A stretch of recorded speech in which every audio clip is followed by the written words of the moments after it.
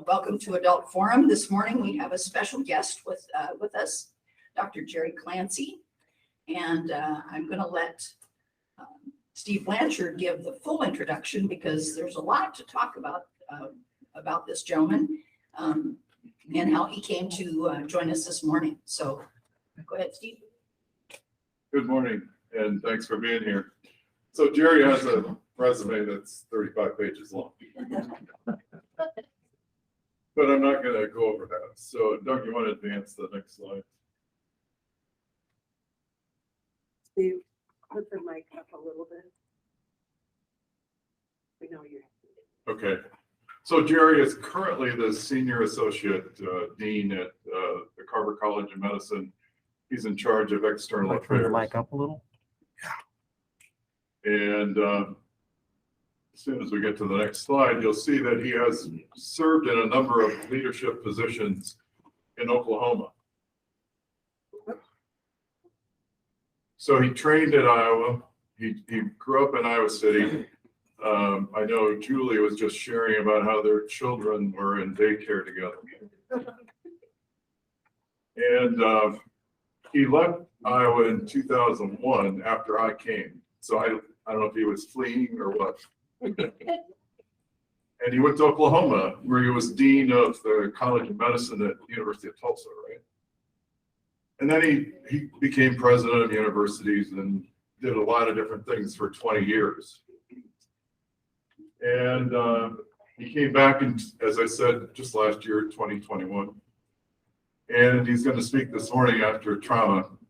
Now, one of the things I got from his resume that was at the tail end of his resume was that he coached basketball for middle school. And this is really indicative of Jerry because he just doesn't spend time in the ivory tower. He gets outside the ivory tower. He also beat Bobby Knight in a game of horse.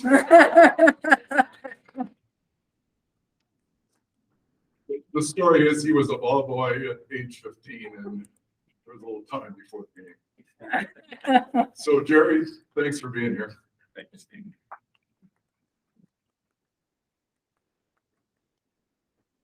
Thank you, Steve, and I'm glad to be back. I don't know if I told you the last time I was in this building was summer Bible camp, 5th grade. So it's been a while. Oh. It's been a while. We'll wait for the slides to come up. The story of Bobby Knight is that, yes, I was a ball boy for the Iowa Hawkeyes. Indiana was number 1. Lute Olson had just got to town. We were not number 1. And there was, Bobby Knight was pretty confident they were going to win. So he challenged me to a game of horse at the field house. As the crowd came in, the crowd actually started watching what was going on.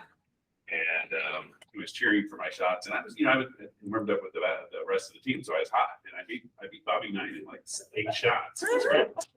And Bobby Knight was not the role model as far as professional behavior. He just turned his back and walked away after I instead of sitting, Knight could have had me on the head or something, but he didn't do it.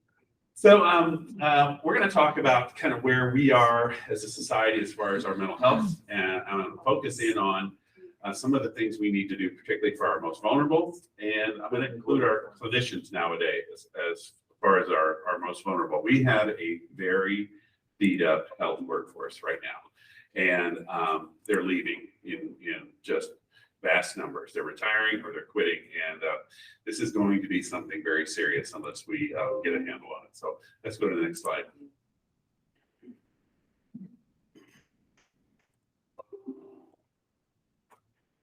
And I have no idea what the next one is. So we're going to talk about really 4 parts to this talk, just to help you keep organized. We're going to talk about what happened to society during the pandemic.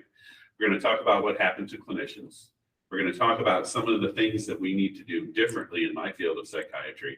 And then we're going to talk about what needs to be done differently as far as healthcare workers.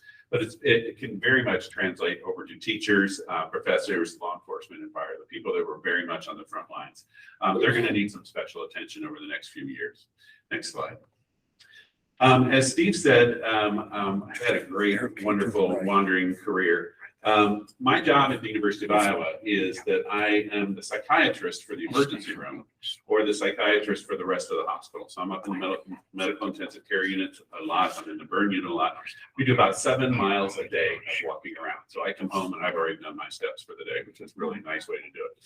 I show up to work with scrubs. I wear tennis shoes. I have goggles. I have a panic button that I have with me in case I get in trouble with patients that are really agitated. I never thought psychiatry would be practiced like this. It is very, very intensive care. I spent some time in the Air Force. Paul and I had a great time in Rapid City. I was a flight surgeon there. I was trained in combat medicine where, unbeknownst to me, on the front lines are the trauma surgeons and the psychiatrists in battle situations. We've worked a lot in the Middle East. The Middle East is particularly Israel, is one of the very best at dealing with preventing post-traumatic stress. When a terrorist or war action happens in Israel, they have the traditional medical surgical response team, but they also have a psychiatric response team right there in that, and actually are excellent at preventing post-traumatic stress disorder by intervening early. And then I was a university president, and some of that work was trying to change the culture on our campus. When Paul and I came on to the University of Tulsa, they had a really tough time with sexual assaults on campus. And rather than a law enforcement approach, we took very much a public health approach and a wellness approach. Let's take care of each other. And we taught the students how to intervene before sexual assault happened with their peers, and it worked incredibly well. We'll talk about culture around healthcare here in a little bit. Next slide. So this is a book called Epidemics in Society. It was written by a professor, a Yale history professor, Frank Snowden. And he had written this book long before the pandemic. And he had taught this class, an incredibly popular class, about what pandemics and epidemics do to society. And it's about a 700-page book. And so I'm going to give you the short version of what it says in the book. First of all, it says that pandemics do change history. If you look at the Black Plague, over 200 million people died in the Black Plague. It changed the economy, changed the power structure in Europe. Pandemics had a huge influence on what happens going forward in society. They expose our fears, and they expose mistrust all over the place. And in past pandemics, misinformation was very common.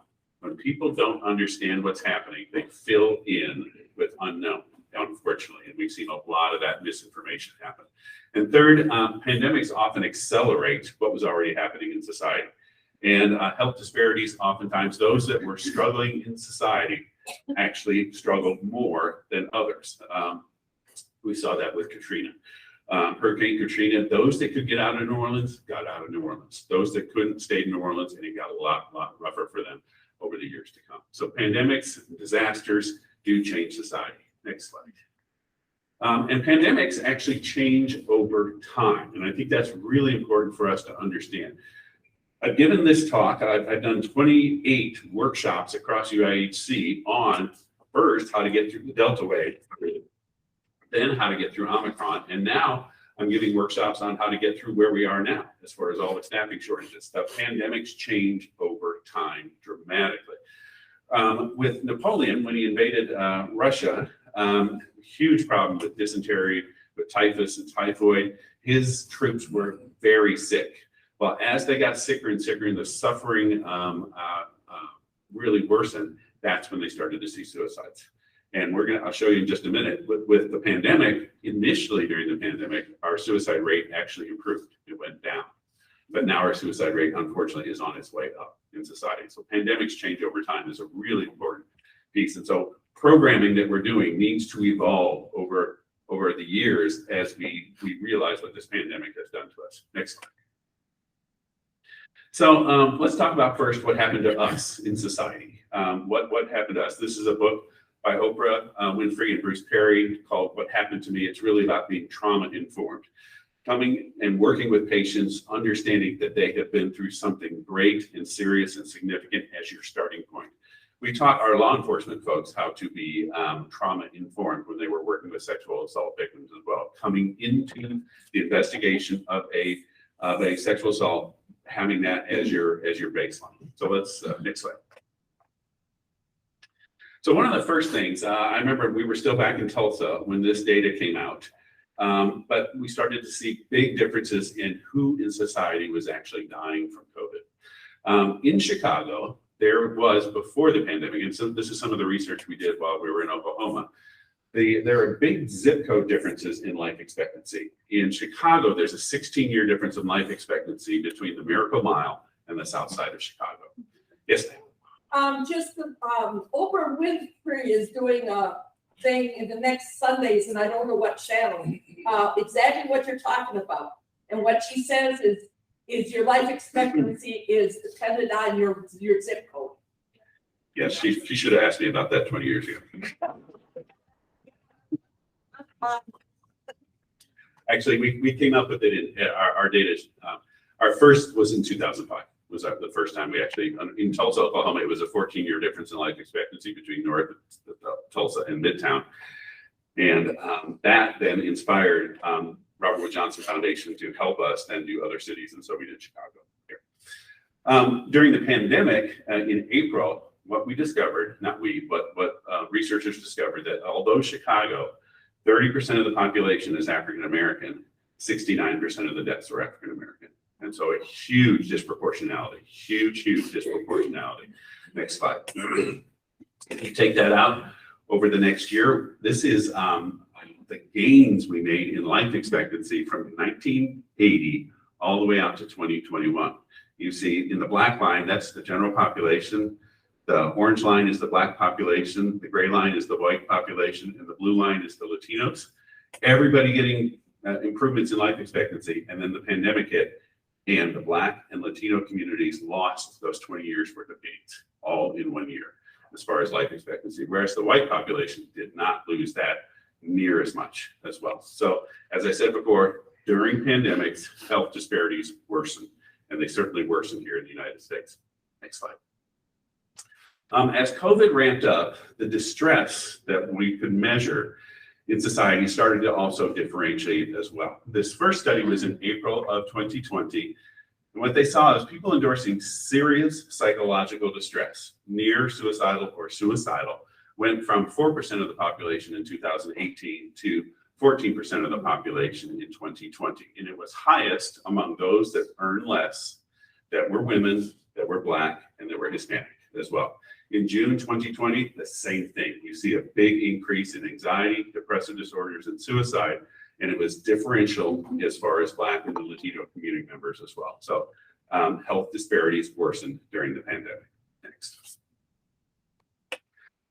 Then we started to see a society on edge, and I started to see this in the emergency room. Started to see a lot of self-destructive behavior, unfortunately. Car people were driving less during the pandemic, but we saw a lot more high-speed single vehicle motor accidents. I was riding my bike one day on Oakdale Boulevard between Dubuque Street and 12th Avenue, and somebody must have been going 90 miles an hour. Single car, just angry when they were driving, angry. We've seen record gun sales, unfortunately, record numbers of murders, particularly in our larger cities. Obviously seen the assaults on airlines and in healthcare. We had a big increase in assaults on healthcare workers as well, unfortunately, as the pandemic rolled up. Next. Big increase in calls to the suicide hotline. Marijuana sales went way up as a way to deal with the stress. Unfortunately, a big increase in opioid overdose deaths, a big increase in methamphetamine deaths, and a big increase in alcohol-related deaths. At the University of Iowa emergency room, our biggest problem is alcohol and methamphetamine. It's extraordinary. I have seen blood alcohol levels like I've never seen before. If you think about what is the legal limit here in Iowa, it's 0.08. I saw a patient about 2 months ago with a 0.78. So it's almost 10 times the legal limit. And that person was walking and talking. Not particularly well, but walking and talking, unfortunately. The medical concern there is the amount and duration of drinking to be able to tolerate a 0.78. Normally that would be alcohol poisoning and would be very, very life-threatening. It was not life-threatening for this individual, unfortunately. Wow. Next slide. This is children, mental health emergencies over the months of the pandemic. The blue line is 2019, the dotted line is 2020. And so you see when the lockdown kind of opened up a little bit, a huge increase in children needing to come to the emergency room for mental health emergencies, a big bump up, and that has not relented at all whatsoever. Our emergency room has a pediatric section to it. On average, 75% of the kids in the pediatric emergency room, it is for psychiatric reasons, unfortunately. Next slide. Across the world, this is a measure of increase in major depressive disorder. The more intently red the color is, the more you've had an increase in major depressive disorder. And so you see Chile and Central America, a big increase, almost to the point of 40% of the population increase in major depressive disorder in those cities. So those countries hit really hard. We were at about 30%, and it certainly feels like that. In our emergency room, we've gone from before the pandemic, 10% of the visits to the emergency room being psychiatric. A year ago, it was 30%. And over the past several weeks this year, it's been at the 50%. I come in on Monday morning, there's 50 people in the emergency room and 25 of them are for me. It is quite busy that way. Next slide. Suicide rates initially during the pandemic went down, but unfortunately in parts of our population, the suicide rate is now coming up, particularly 17 or 12 to 17-year-old girls. The suicide rate is much higher, unfortunately. That's a group that we really have to pay some attention to. Yes? That attempts or successes? Those are attempts. Those are attempts. The suicide attempts are exponentially higher than successes in girls because they tend to have less lethal means, whereas the boys, they can be more successful. Something that we always have to. These are attempts. Counting of suicide is a slow process. It takes a while. So we won't really know where we are with the pandemic probably for another year or two at least as far as suicide rates. But it looks like they're on the way up, unfortunately. Next slide. And that's really in parts of Maryland, Connecticut, Texas, we see particularly, as we saw before, the increase in COVID deaths. There's an increase in suicides among Black and Latino and Native American parts of our population. And as I said before, at UIHC, we've gone from 10 to 30 to 50% of our visits being psych. When I told my dad, who was a psychiatrist here as well, I was a third year medical student, and we had breakfast, and we were walking into work, and I said, "Dad, I think I'm going to be a psychiatrist." Mm-hmm. And my dad was Irish and very he talked a lot, and he was silent for about a minute or two, which is unheard of with him. And then he said, "Well, you'll always be busy." Yeah. We've been busy. Next slide. So that's kind of where we are. Yes, ma'am. What was the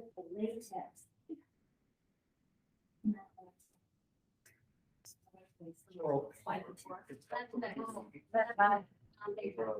Sure. Latinx. Latino. Okay, thank you. No latex. Yeah. Latino. Yes, sir. In that map slide, it showed that We're gonna start using the microphone that people can't hear online. on the map slide, it showed that China was very low. Can you give a reason for that? The question was, why did China have such a low rate of depression? And I think we all know China has some reporting problems.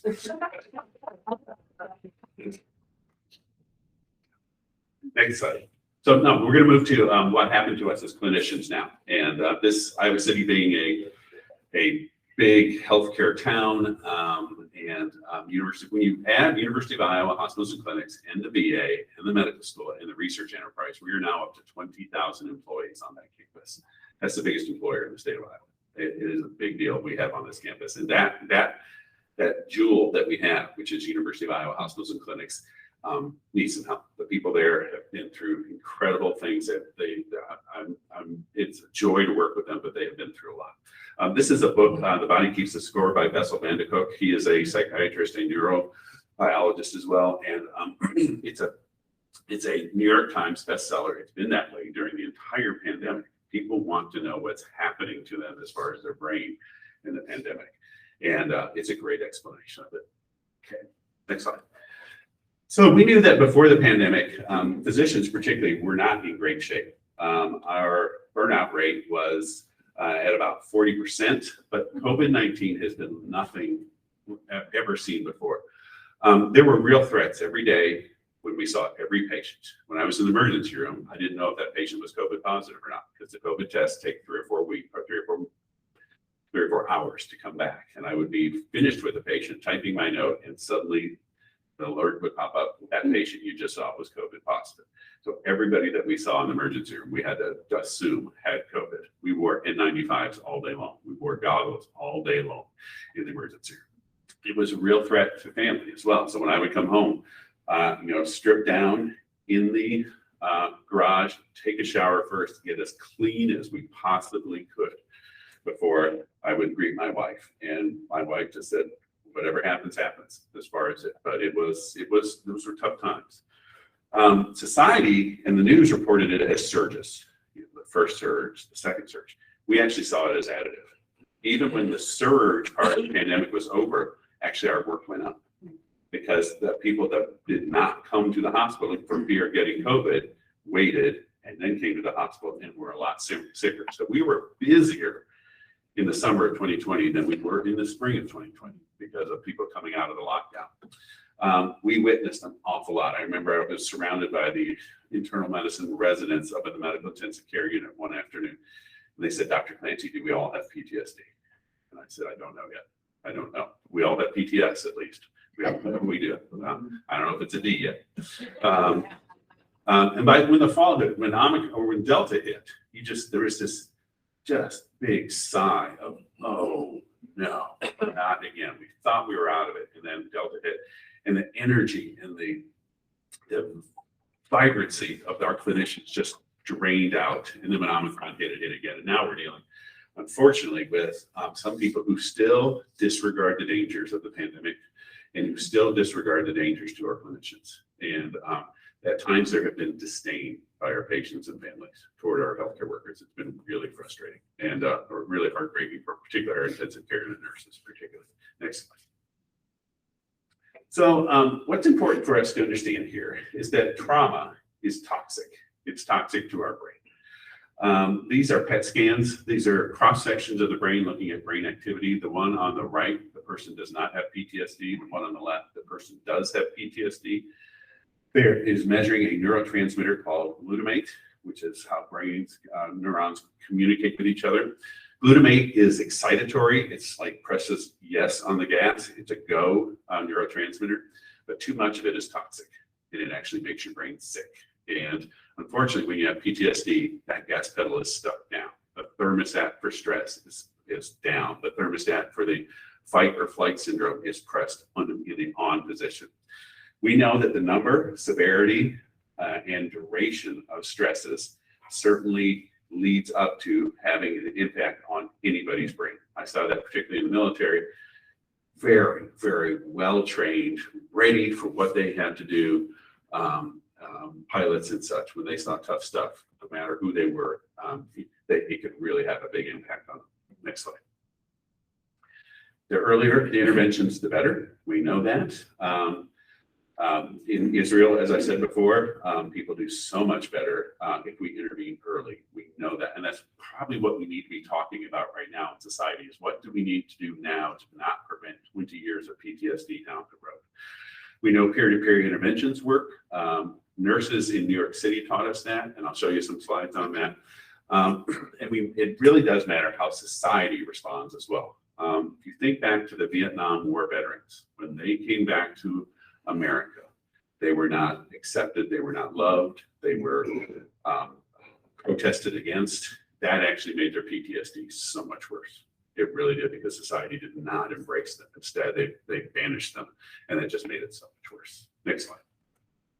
So as I said before, this has not been surges for us. It has been additive. But clinicians weren't in great shape before the pandemic. The first wave hit, then the delayed care wave hit, then the self-destructive aspect to society that comes to healthcare hit. Then we had the pandemic of the unvaccinated. Then we had Delta hit, and then lastly we had Omicron. And the huge issue with Omicron now is workforce shortages. So one day I was in the emergency room and I saw one of the bays, we have 4 big bays in the emergency room, and one of the bays, the lights were down. And I said, Lance, what is going on with that bay? And he said, we don't have enough nurses to staff that bay today. So 25% of the ED was shut down, just because there wasn't enough nurses that day to be able to do the work. And we've seen that all across the hospital. We have 4 of our operating rooms shut down right now at UHC as well, which is not good. We have surgeries that unfortunately have to start later in the day. The day has to be stretched out so much more. And so we have surgeons starting long cases at 1 PM. That's just not good for us. That's not good for anybody. All right. We also know that during the pandemic, if the higher the percentage of patients with COVID in an intensive care unit, the mortality rate for everybody in the intensive care unit actually worsened. Those patients were so complicated to take care of, the PPP on and off, the stress, the distraction, it was just too much for everybody. And that led to what we call moral distress. And just, this is not the system I should be in at work. Next.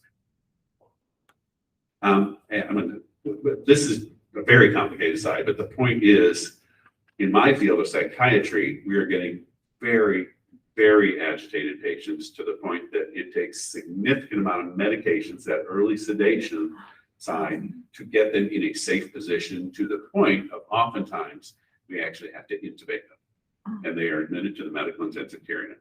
Never before have I practiced that type of psychiatry where a patient is so agitated that to keep them safe, we've had to give them so much sedation that they have needed to go on a ventilator and slowly wake them up. It's never have I seen this before, and I did it twice last week as well. So this just to give you a sense of what it's like. Next slide. So moral distress and moral injury is when you participate in something that really goes against your values and your principles.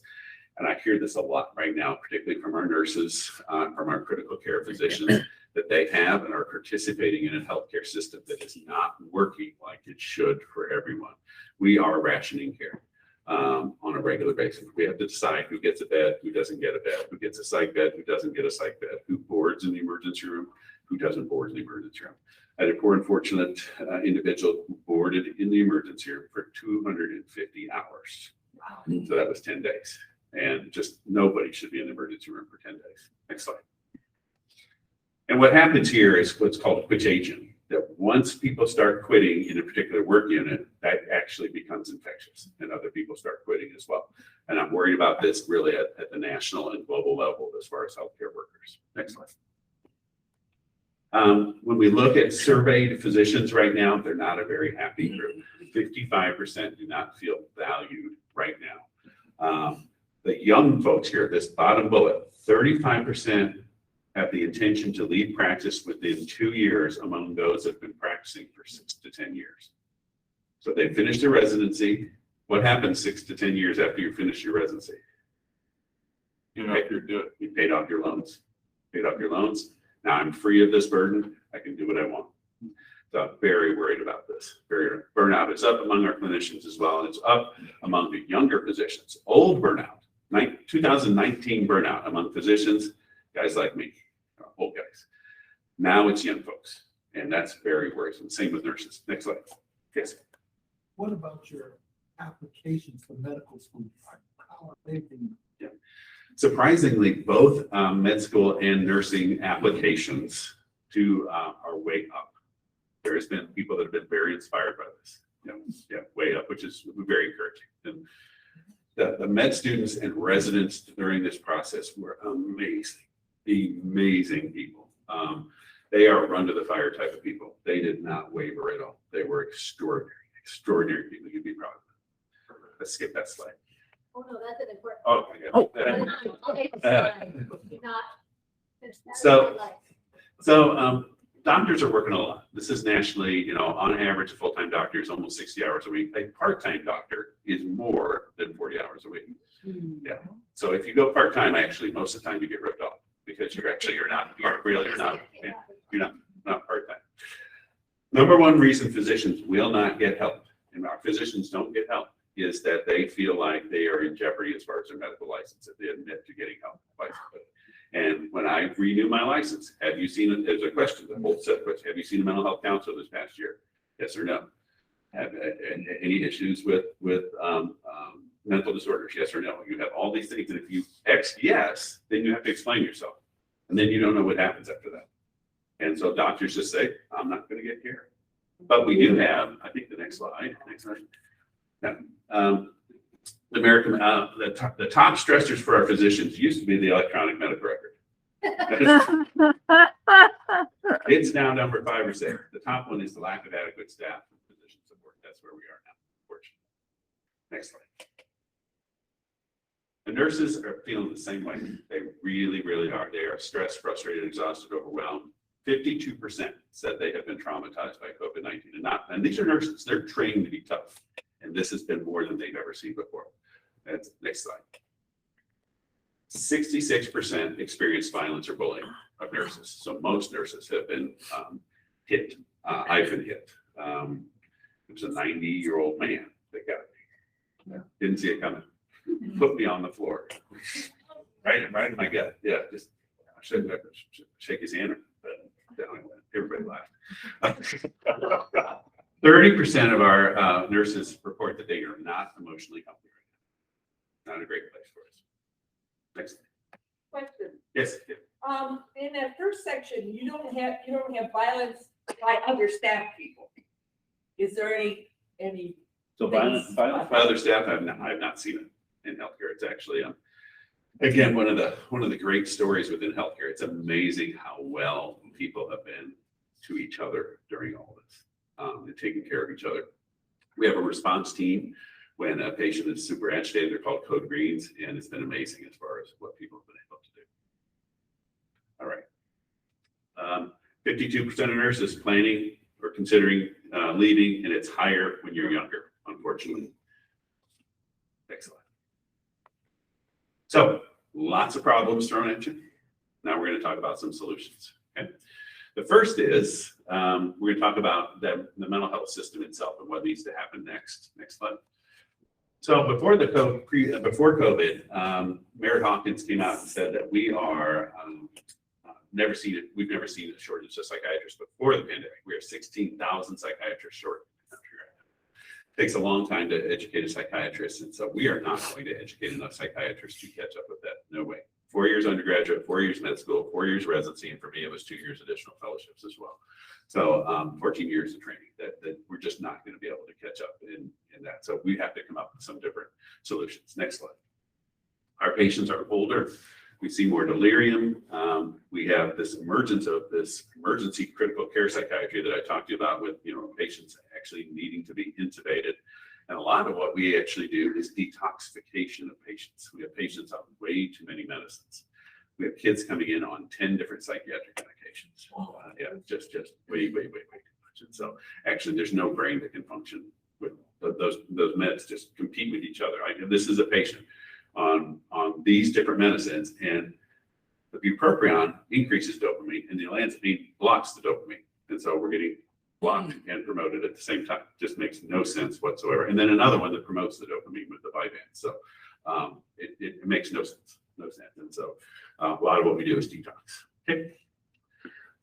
There was a lot of hope around mental health apps out there that maybe, talking to your phone is going to get you better. I don't have much hope in those. There's 10,000 of them out there. There's a great amount of variation in them. Some of them really are just chat bots, just kind of, if you say this, the computer algorithm says to say this back to you. That's not really personal at all. The 30-day retention rate on these mental health apps is 3%. Most people are not finding much help with them. And there's been some real privacy problems. In fact, some of these mental health app companies were actually selling the data. And people were being targeted with ads on what they said in their mental health app, which is just disgusting. Next slide. I think we'll see more non-psychiatrists providing mental health care. We now can have psychologists can prescribe if they get an additional 2-year master's degree. They need to work alongside a psychiatrist because of all this complexity. PharmDs, PAs, and nurse practitioners can practice psychiatry. And versus the psychiatrist, it just takes all that training. So we're going to see more non-psychiatrists do mental health care. Next slide. Is that good or bad? Because It is not ideal. You need, I mean, the training matters, but it is absolutely required. Right. Absolutely. Yeah. Right, because right now I'm doing it as a family practice person and, to have even my mental health colleagues that are not necessarily psychiatrists, there's not even enough of them. And so, either him or me, and, It does. we got together. Telemedicine really changed healthcare dramatically. I think it will be here in some version to stay. At one point during the pandemic, it was 50% of visits. We hit every county in Iowa with telemedicine visits per UI psychiatry. And in general, patients like it. Our son loves it. Back and forth with his primary care physician. He's a techie guy, just much easier for him. Next slide. But it's not the solution. Telemedicine does not expand capacity. Telemedicine eases access, but it doesn't make the pipeline wider because you don't have more clinicians. So that's one of the, I had to convince our legislators of that, thinking telemedicine would save the day. It's not going to save the day. Next slide. Let's skip that one. That one's complicated. So I think what we're going to see as psychiatrists is air traffic controllers. We're not going to be flying the airplane, but we'll be helping others fly the airplane. A lot more training. I do a lot of training in Washington County and Jefferson County of the nurse practitioners. I do, we have expanded ways that we can help and consult with them as well.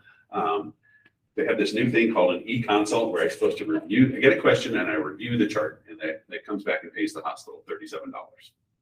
Last one I did took me, and I get paid for 5 minutes. And it took me 2 hours to do it. So that's just not going to work. This is way too complicated. And then some team-based care models as well. When we were in Oklahoma, we were able to actually put mental health counselors in the primary care offices, and it made a huge difference. Huge difference. It was great. And I got Medicaid to pay for it, got Medicare to pay for it, got Blue Cross to pay for it. Worked really well. That's a great model going forward. Next slide. So a little bit on healthcare and what you might need to see. And I think what we're learning in healthcare can actually transition over to a lot of other work sectors as well. So this is my list of 15 I presented to the Iowa Hospital Association Board of Directors. So all the people that are the directors of the 130 hospitals that are in Iowa. And I said, these are the 15 things you need to consider as far as rethinking how we do healthcare. So let's go. Let's skip that one. The first is everybody has to just adjust expectations. I asked those CEOs and board directors how many of them liked work from home and how many of them liked hybrid work, and none of them raised their hand. And I told them, get over it. Because it's here to stay. It is how people get through their busy schedules and make it work. And if you don't have hybrid and work from home options, you will lose your talent for sure, because there's other jobs elsewhere. Second is to get rid of the stupid stuff. And there's a lot of training in healthcare that we have to go through. A lot of stuff that, is this an important message or not? I read through it and that's not important. Why did they make me read that? I'm a psychiatrist. I was just required to go through an entire hour and a half on transfusion of blood. Hurry up. If we need psychiatrists to be transfusing blood, we're in a really bad space as far as healthcare. That's not good. And I argued, I said, I don't need this training, and I lost badly on that argument. We have to get radical as far as staffing. We actually have to, we can't shut down an emergency room bay that's 25%. We have to figure out how to move people back and forth and be flexible with our staff. Every organization needs to have somebody who's in charge of well-being as well. And our employee assistance program that we here at the University of Iowa is really good, but it is not near enough from what has come at us. In fact, I describe what's happening to clinicians right now as much more than burnout. So don't call it burnout anymore, and don't call it resilience training. Because clinicians hate resilience training. They hate the word resilience. It needs to be retired. Just put it away. Resilience is a good thing for tennis shoes. It is. Next slide. We've done a lot of programming based off of where we were with the pandemic. And we've done a kind of combined mental health first aid, how to identify somebody who's struggling, how to ask the first few questions, and how to get somebody referred. And then we've done peer-to-peer programming. We learned this from the nurses in New York City who put together their own peer-to-peer support programs during the peak of the New York pandemic in 2020. And they said it far and away was the most protective factor as far as getting them through the pandemic. So we've done this at UIC. Next slide. We train them. This is a lot more. You've been resilient. This is not resiliency training. This has been a long, heavy weight. Your business as usual strategies for staying healthy right now are not going to work. You have to be much more intentional. You have to be planful. When you come home and you're exhausted at 7 o'clock at night, you still have to go run. You have to do something. You have to burn off that energy. A lot of peer-to-peer support programming and a huge amount of validation. When I go around to the different work units and I say, if you're not feeling like yourself right now, you're in the majority. And the residents just sigh, like, really? They're thinking they were on the island. They're the ones that is not, they're abnormal. Everybody else is doing fine. Surveys say everybody is not themselves right now. We talk about self-preservation as a good thing. I really push them to develop their own well-being portfolio. What works for you is what you need to do. Do not put me in a mindfulness class. I am disruptive. I am too jumpy. I am not a mindfulness guy, so don't do that with me.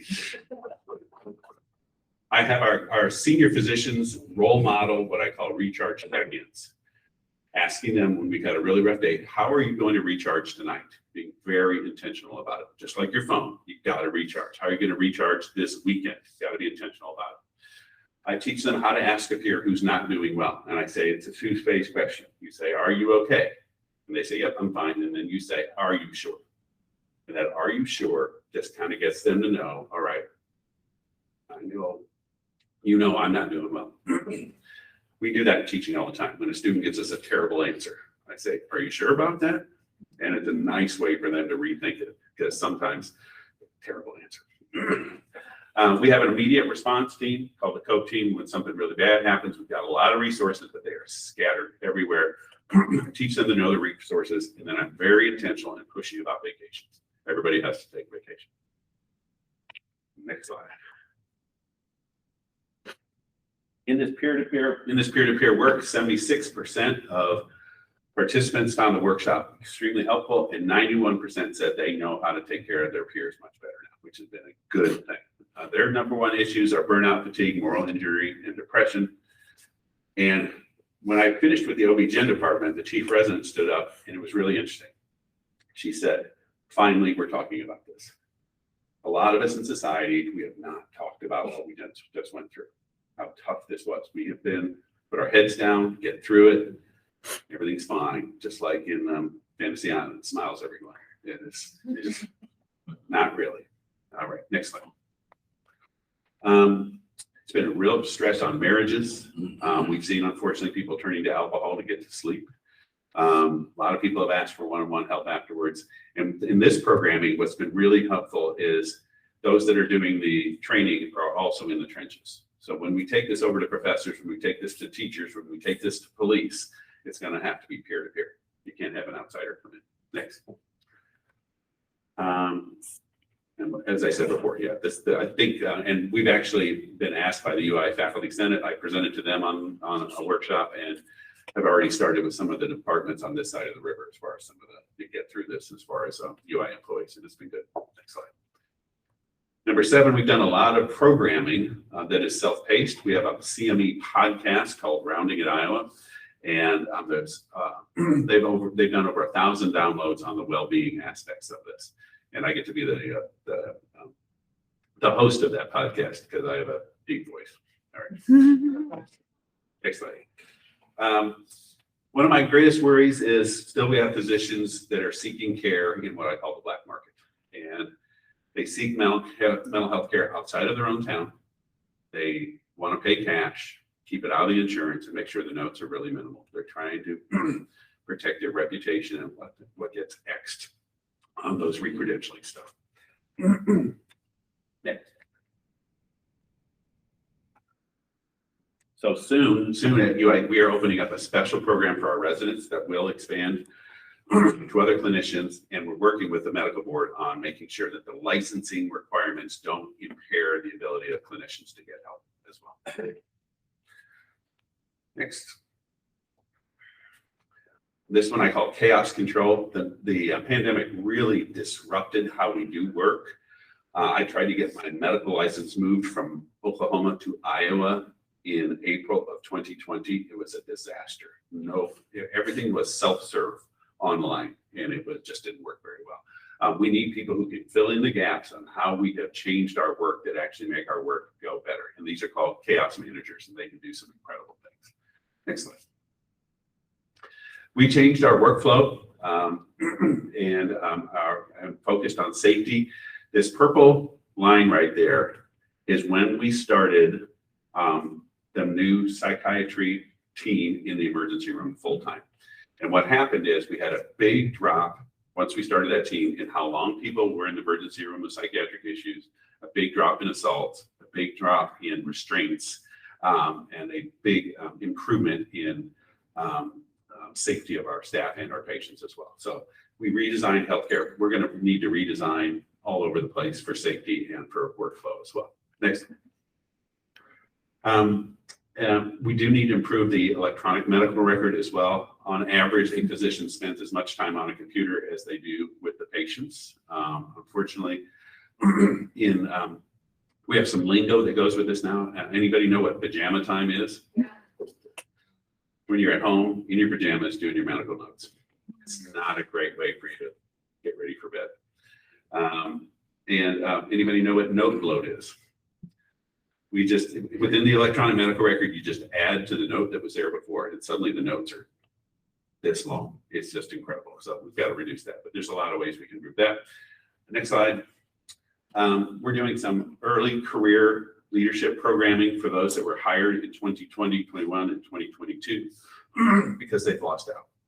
And then lastly, we are very much integrating what we're doing on campus around diversity, equity, and inclusion and culture of the campus with this wellness and well-being approach as well. So now time for questions. Question, and I'll bring the mic.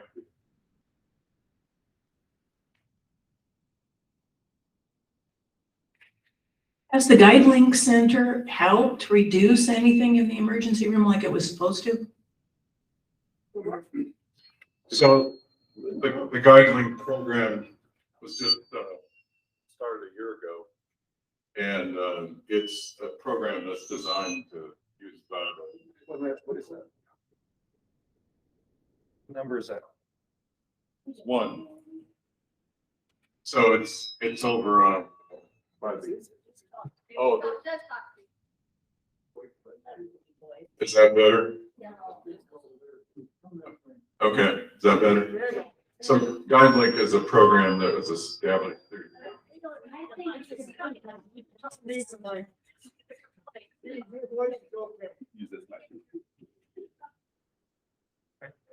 So you do need the microphone, but we'll have you repeat the questions. The people who are online will tell me they couldn't hear what you were saying. So we can hear you here, but that's the deal. So we'll have you repeat questions up here. So this is the question about the Guidelink, which is a new program that's about a year old now.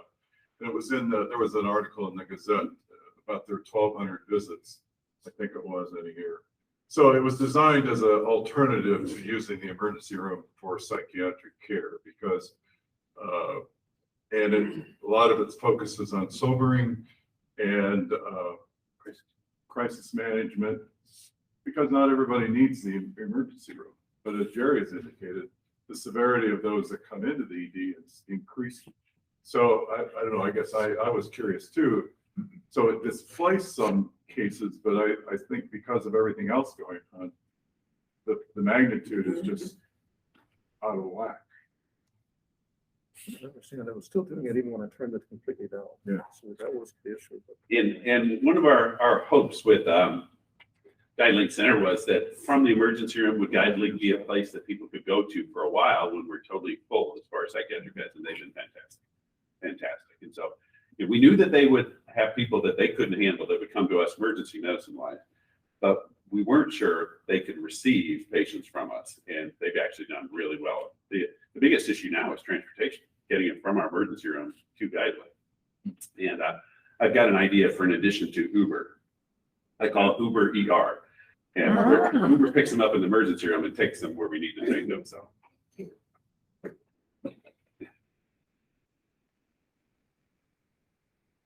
Other questions?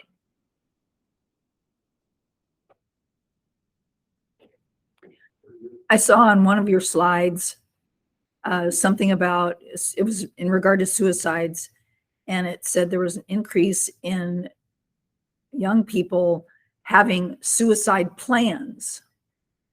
And you didn't highlight that, but I thought, oh, wow, that's scary. It is.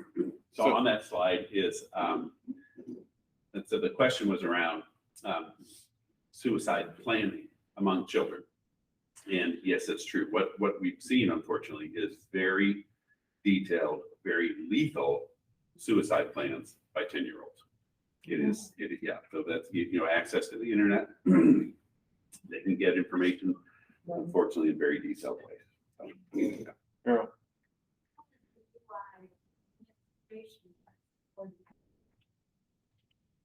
The question? How has University of Iowa administration helped the staff? They've been really strong and really good, and never have I seen, and Steve was part of this, he saw this as well, so many town halls so regularly. This is what's happening, knowing what's coming. Hey, it looks like we're going to get more COVID. Hey, it looks like it's coming down. Hey, we have a lot more PPE. Please, don't save it. Use it. And now we're moving into what's next as far as keeping our people healthy and regular meetings and such. And part of we've done 28 workshops across the institution, in part because of starting a new clinic specifically for the residents. It's confidential and free as well. Yes, sir. What is a church or a group like this can we be doing to help out? Well, pray.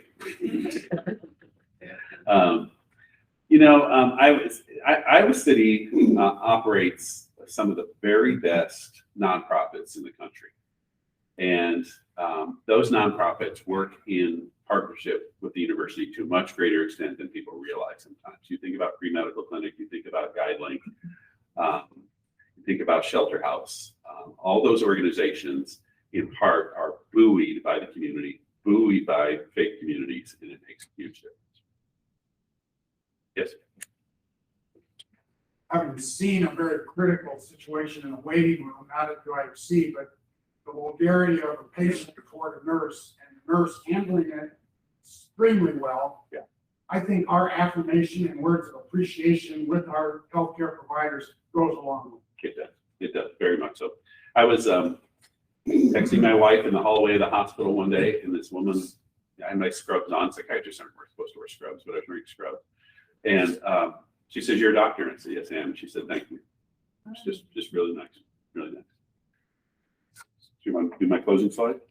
So we are at church, so I get to, normally when I'm at the University of Iowa, I don't get to talk about that. But as I was thinking about this, just the book of Job and the story of Job, it's all about suffering, and sometimes we just don't know why. And sometimes that's just understanding that sometimes things are happening at a level that we are not able to understand is important. There's been a lot of suffering going on, and I don't dwell on why of this suffering at all. The second is Ecclesiastes. It's a very sad rendition back and forth, but it also says that if we can find joy in our work, that is a really good thing. And certainly, I can tell you, most of us, as tough as all these statistics are for the healthcare workers, they still find joy in their work and they enjoy being physicians. And then last, my favorite is St. James, where he says, faith without deeds is dead. And so there's a lot of deeds happening over there that are really good.